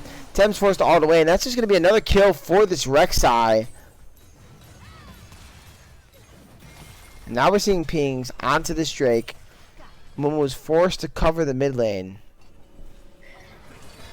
Oh, a really nice Banana will land on a Ghost Tiger, but Ghost Tiger throws his fear in time and keeps him off of him, which is pretty massive. Rusty's trying to walk in. Flame Tower's going in. They're going to get the slowdown with the smite. They're going to root him up. Nice and Mumu are going to land on multiple members. He's going to get out with the heal from Sona. Here comes the TP in from the Mundo. Mundo's turning onto Ghost Tiger. Ghost Tiger forced to flash away. Nice Emerald also going to land on the multiple. But Ghost Tiger will go down to Jinx. Jinx is reset. Got 2 kills. Crack goes up next to the Charm Black. That's going to be 3 kills. I feel like I've seen this story before. And that is going to be 3 kills for the side of Scorch at this second Drake. We've already seen a fight like this last game, around the same point in the game. Massive. We do see Flame Dog, though, turning onto Ares. Ares going to be taken really low by Flame Dog. Flame Dog is now forced to run away. We are going to see the TP, and he's just going to go down. Oh, Charm was failed, but nice bandage starts to land on the Ghost Tiger, and he's just going to go down. Overall, 5 kills in that play. Sorry, Soup, you gotta stop spamming caps, my friend. I gotta change that setting. I haven't looked into all the Nightbot settings. I'll get that setting changed for you, brother. I'm sorry. Give me some time, man. Give me some time. Leave me a note in the Rec League chat at the end of today's games, and just remind me to go look at the stuff.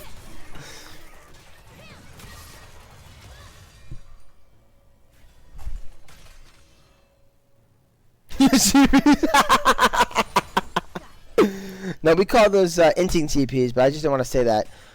We do see Flame Dog coming in. Really nice setup here. And he should be dead. Yeah, he will be. Warren Nisha's going to pick up himself a kill up. Yeah, the tunnel was never destroyed by the Mundo. And that allowed the Rek'Sai to take 2 tunnels and get right on top of this Mundo.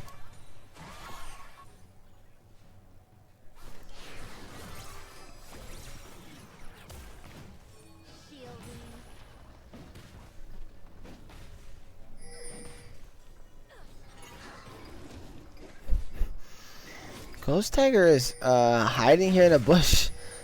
Tries to steal the camp away. Is not able to do so. But they do know where he's set up at, so at least they have vision of where this Mumu is.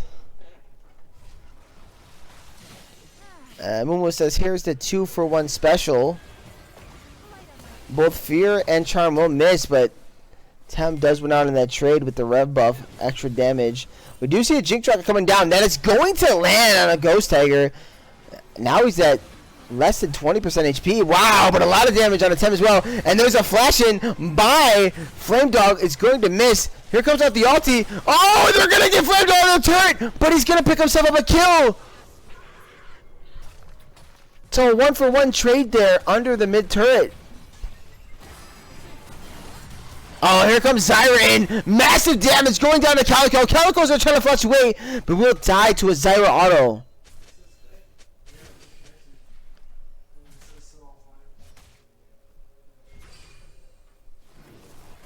There's a lot of fighting breaking out here.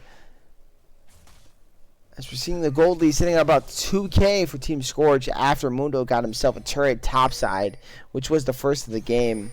All while that mid lane was just going at it. And Mundo is just going to keep farming these stacks. He's already up to 152 on his Heartsteel. A lot of trading here. Does have to watch himself as we see Ghost Tiger coming in.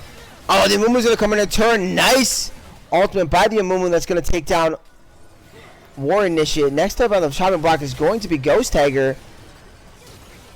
And they're going to go ahead and sweep him under the rug for a free, easy kill.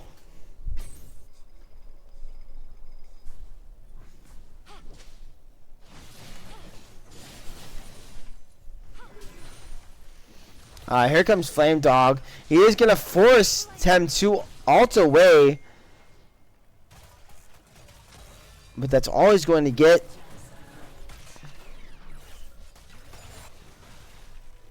And he will hold the wave. A nice charm is going to land on the Flame Dog. Wow, brought very low.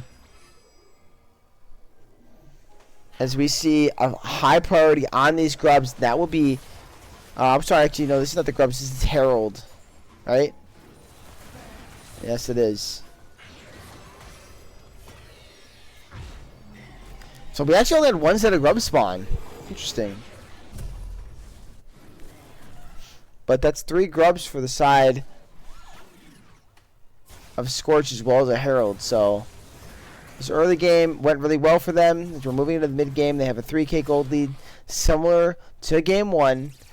The only difference now is it's 1 Drake to 1 Drake compared to 2 Drakes to 1 Drake. So if this game goes to Soul, it could be a much earlier Soul for the side of Scorch, which it will be a Cloud Soul, guys.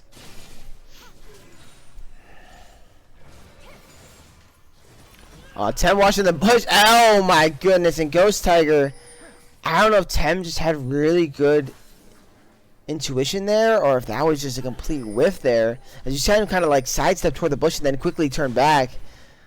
But that's going to be everything used by Ghost Tiger. No ult for this ensuing Drake plays. He was trying to catch himself a pick or at least some damage onto Tem.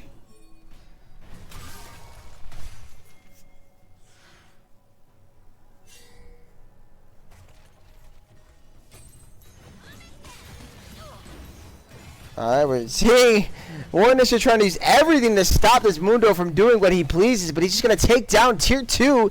That's 700 gold in his pocket. Meanwhile, we're seeing a fight break out as Flame Dog's going to turn onto Rusty Crow. You also see Tem on the side, not in a very good spot. Big Juice Rocket will land on 3 members. Massive more! Going to hit 3 people down. We'll go multiple members of the side of the same Banana Posse. Next up will be Flame Dog. Warnish is going to try to turn it, but what can Warnish do? He's just a lonely little poppy. He's going to do nothing as they're going to take him down, and Ares is just going to get himself a smack and a kill on the Crackler.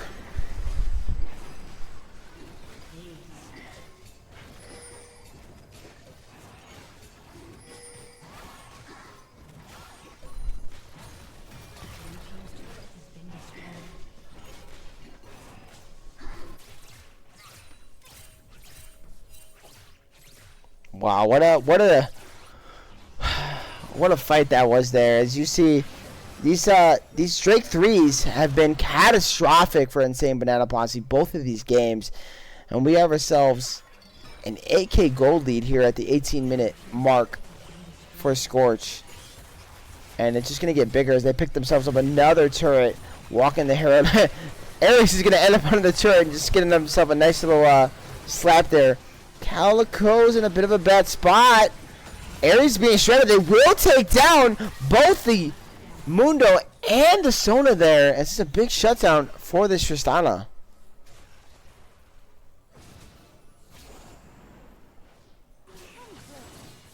See Initiate trying to chase onto this Ahri, but will not be able to catch her. She's just a little too fast. So in the end, we're going to stop at still about an 8K gold lead.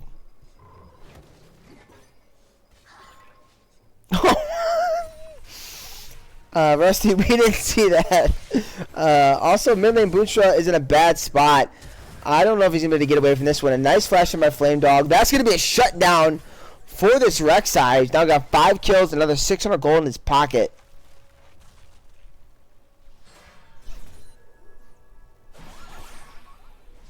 So a little bit of sloppy after this Drake. He's able to get a little gold back.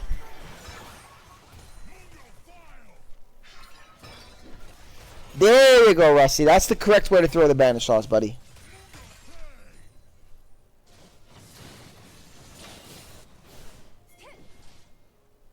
I know he's gonna be giving me crap for memeing him, but I gotta mess with him, you know.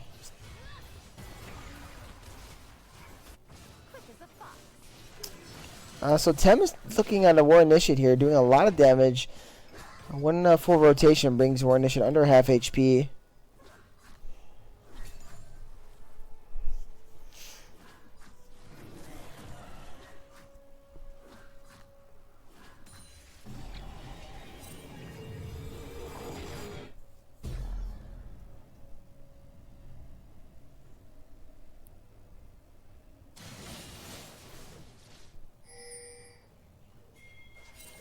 So Scorch right now, looking at across the board there, you have 2 items completed on each member.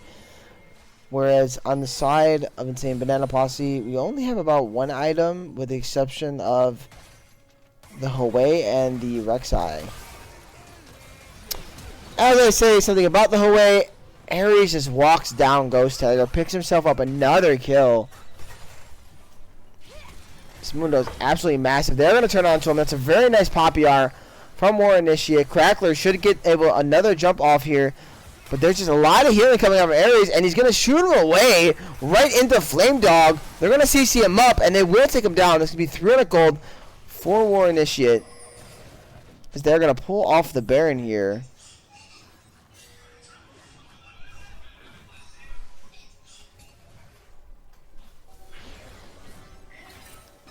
Oh, and a Bandit Star's in there from Rusty. Rusty does get the smite off, but here comes the TP in from both solo laners. And Ghost Tiger, he's going to just go down, or is he? Yes, he will. Nice pickup by Tem. Good use of the ulti, and a really nice sonar to keep them off the back. A huge removal R once again. Going to hit 3. Insane Banana Posse will be brought down low, but they're going to be able to walk away with their lives. The Mundo was dead, so they weren't able to get too much off of it. Oh, nice Six Rocket on the Flame Dog. Flame Dog has no HP left. Forced to take a reset here, but that gives Scorch inside track on this mid lane turret with not much more defense. Oh, and a Flash Charm in there by Tem will pick up the jungler. Nice Bandit Stars on the Thresh all day. Forced to flash away. Rusty is taking turret, but should be okay. Here's the jump in from Crackler. Oh, but another Bandit Stars. That should be a dead Tristana. It will be.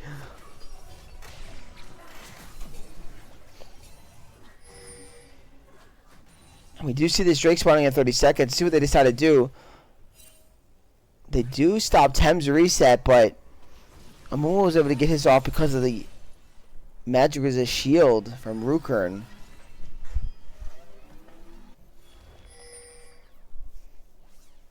Crackler is dead for 10 seconds, but he should be able to make it to this Drake on time. The question is that what we're going to fight over, or are we going to turn to Baron?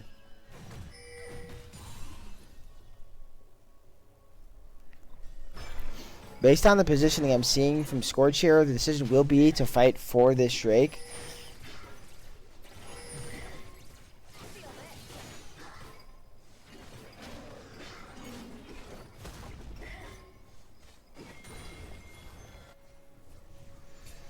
So Ares just being a menace once again.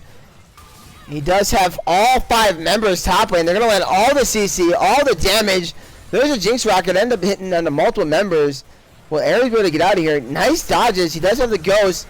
They're putting everything into this Mundo, trying to kill him. Will they do it? They will! But that's going to be for the price of this 3rd Drake. And now Scorch is on soul point. That means we are looking at about a 29-minute soul, which will be earlier than Game 1, as we talked about.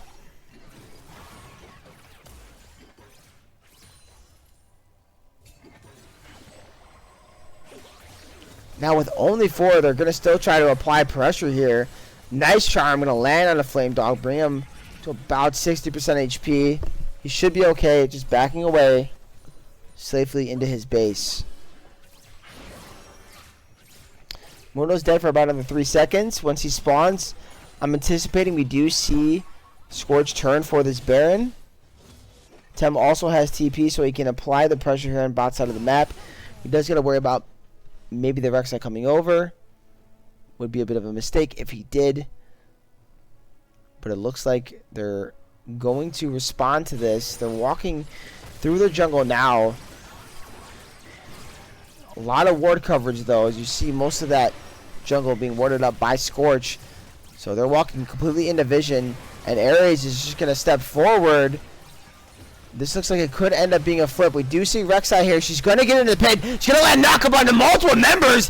That means Calico should go down. And then the flash out by Flame Dogs. This fight's going to get crazy. We got fights on multiple sides of the map. Ares is trying to be a menace here. He does end up taking down the Zyra, who gets the Baron. It was secured by the Amumu, but members are going down on both sides. It's a back and forth fight. Who's going to be the victor? As we do see a double kill for Tem, and that is a triple kill for this Ahri. And an ace for the side of Team Scorch.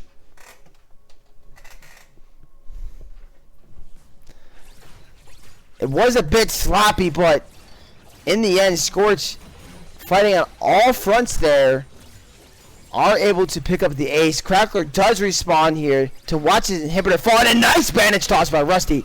Absolutely popping off on this Amumu right now, letting Crackler know this is not his base, as we're going to see another inhib fall. And this Goldie now has ballooned over 10k at about roughly 13k for Scorch.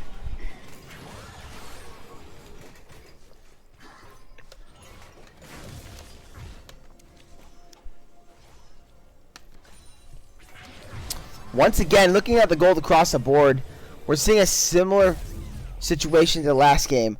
Multiple members of Scorch, 4 of their 5, over 10k, while only one member on the side of Insane Banana Posse here at 27 minutes has even hit the 10k mark. The gold advantage across the board, even in support, is massive this game for all 5 members. And this Mundo has just been disgusting. He's now at 728 stacks on his Heartsteel. He's got a lot of HP. They're going to turn onto him once again, trying to punish the Mundo, who just continues to farm these stacks. This time his team is responding. A nice charm is going to land. Crackler's going to go down. You just can't kill this Mundo anymore because he got that team for backup. That's a double kill for Tem. Tem is going to go and miss the charm. Nice CC onto this Ahri. Ahri being brought very low, but a nice flash in CC for the Sona, and Tim's gonna survive that fight, as not even the Rek'Sai can pick up the kill, and that's gonna be an ace for Scorch. That's gonna be a game 2 for Scorch. That's gonna be a series for Team Scorch as they dominate Insane Banana Posse this week.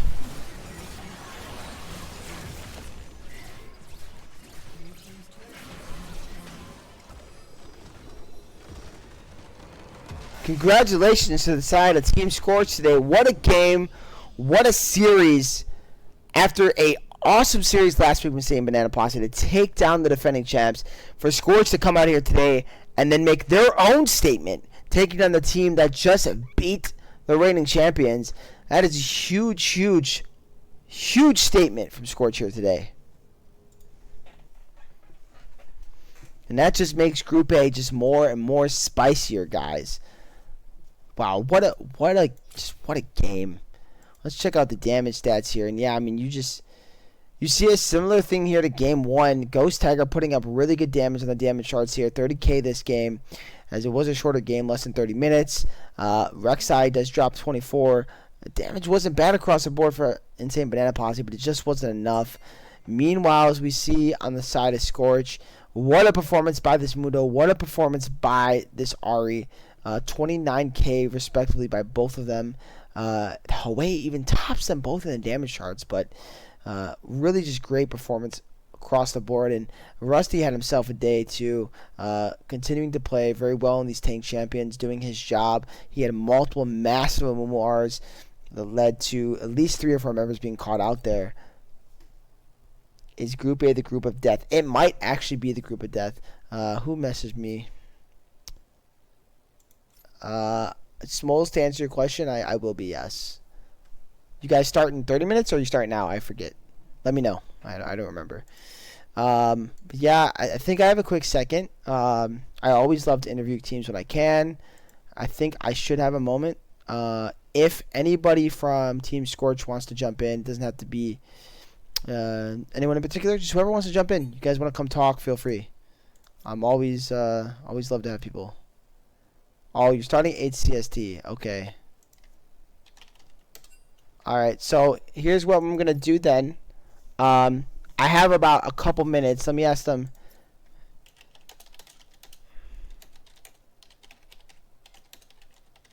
Let me ask. Let me ask them. Make sure I'm good to do that. Haven't seen anybody hop in from Scorch. Like I said, if you guys. Oh, I do. I got Rusty in here. Okay. All right. What's up, my friend? How we feeling? Fantastic. A win is a win, and we love to have those. So, Absolutely. That is completely true. Well, let's discuss a little bit here. Let's just only a couple things because we do have another series coming up here. So the big one is for me. I saw you guys respect Ghost Tigers to Leah Ban. He hadn't really been respected so far in the league, so I assume you guys deemed that it was very necessary here in this series. yeah. So the first game, especially, we were thinking about running just a full engaged deathball comp. Obviously, we pivoted out of that a little bit, but we figured getting the Talia out of there would be important. And looking at his Hwei stats, I wasn't thoroughly impressed. And we had the Nasus that we played against last week that was just so unplayable. So we said, hey, if they pick the Hwei, we'll just answer with the Nasus and see how that goes. Obviously, it went really well for us. Tom played amazingly on that pick and really showed why the Nasus is so cringe right now. Gotcha. Yeah, Nasus is absolutely cringe. Is that supposed to be a counter pick in a way? Because I've seen you guys play it multiple times, I believe, or somebody played it or maybe it wasn't you guys, maybe it was another team, but we've seen it multiple times. Is that a counter into Huawei? I don't know quite enough. I know it's good into it because the early E from Nasus, the wave clear is really strong, so he can answer the Hwei, especially pre-6. And then the Wither is really helpful, especially setting up ganks. So, you saw multiple times Nasus would just walk up to the Hwei, Wither E, and then I'm there to follow it up, and we just smack him around. So it's just a great way to get some early kind of prio and match to that Hwei, and then you got to hope to kind of snowball it from there. Okay, gotcha. Yeah, I mean, other than that, I think the only other question I would have is why not give me the Senna Maokai bot lane, man? I heard that you wouldn't allow Calico to do that. What's going on? There was something about not being allowed. They've been wanting me to play Maokai a lot more. Obviously, Amumu is my top choice, but they keep saying Maokai's OP, Maokai's awesome, and so they wanted me to play more of it. And so when we picked it, it was meant to be kind of a triple flex between me, Callie, and Ares top lane. Then just the way the draft kind of fleshed out, we felt that putting Maokai in the jungle was best for us. And so, but I mean, I'd let Callie do it. I'm never one to say no. The only things I don't allow are Alistar mid and Topelios from Ares because those are troll and I hate that. Okay. All right, fair enough. Uh, Rusty, you're always a goofball, man. Every time you come on. Just trying to keep the people entertained. That's what we're here for. So. Yes, indeed. Well, unfortunately, I would love to talk some more about your guys' series. I'm glad I could get you on here for a quick second. But before I do let you go, celebrate with the team, and discuss next week, what are you guys looking forward to most now at this point, as we've only got, I think, 3 weeks left of the split, or at least as regular season, I should say. Obviously, putting ourselves in the best opportunity to succeed in playoffs. We feel like we've really come into our own these last few weeks, even though last week we did lose.